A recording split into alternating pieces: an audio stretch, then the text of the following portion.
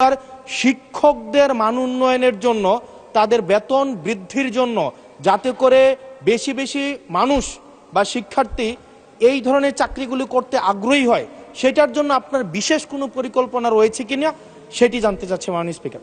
মাননীয় প্রধানমন্ত্রী। মাননীয় স্পিকার, আপনাকে ধন্যবাদ এবং জনাব হাসনাত আপনাকেও ধন্যবাদ আপনার প্রশ্নের জন্য। আপনি নিশ্চয়ই খেয়াল করেছেন এই বাজেট সেশনে আপনি উপস্থিত ছিলেন এবং আমার এই প্রথম প্রশ্ন যেটা ছিল মূল প্রশ্ন, সেখানে আমি বলেছি যে এই বাজেটে টোটাল জিডিপির 2% আমরা শিক্ষার জন্য রেখেছি এবং শুধু তাই নয়, আমাদের যেটি পরিকল্পনা আছে আমরা পরিকল্পনা মতন যদি আগাতে পারি ইনশাল্লাহ আমরা শিক্ষা খাতে বাজেট 5 বছর শেষে 5%-এ নিয়ে যেতে চাই। এবং অবশ্যই এগুলো আমরা যখন দেখেছি স্বৈরাচারের সময় শুধু বিল্ডিং হয়েছে কিন্তু হিউম্যান রিসোর্সের কোনো উন্নতি হয় নাই।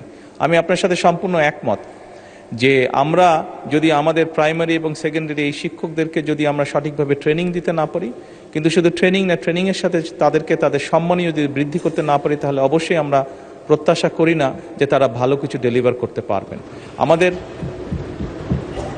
আমাদের তাদেরকে প্রশিক্ষণ দেওয়ার যেরকম কর্মসূচি রয়েছে, প্রশিক্ষণ দেওয়ার যেরকম পরিকল্পনা রয়েছে বোথ সেকেন্ডারি অ্যান্ড প্রাইমারি, একই সাথে পর্যায়ক্রমিকভাবে আমরা যাতে তাদের সম্মানীয় বৃদ্ধি করতে পারি। আমরা অনেক সময় দেখেছি প্রাইমারি স্কুলের টিচাররা, এই সংসদে দাঁড়িয়েও আমি বলেছি যে অনেক সময় আমরা এখনও দেখি যে প্রাইমারি স্কুলের শিক্ষকরা তাড়াতাড়ি করে ক্লাস করিয়ে হয়তো আরেকটি একটি কোনো জবে অথবা কৃষিকার্যে যেটাই হোক একটি সেকেন্ড জবে তাকে যেতে হয়, তা না হলে তার জন্য সংসার চালানো কষ্টকর হয়ে যায়। সেকেন্ডারি স্কুলের ক্ষেত্রেও আমরা অনেক শিক্ষকের ক্ষেত্রেই দেখেছি এরকম ঘটনা ঘটে।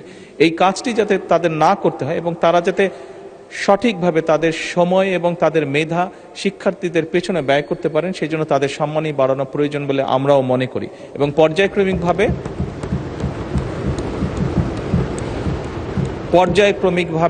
আমরা এই কাজটি ইনশাল্লাহ করব এই দেশে।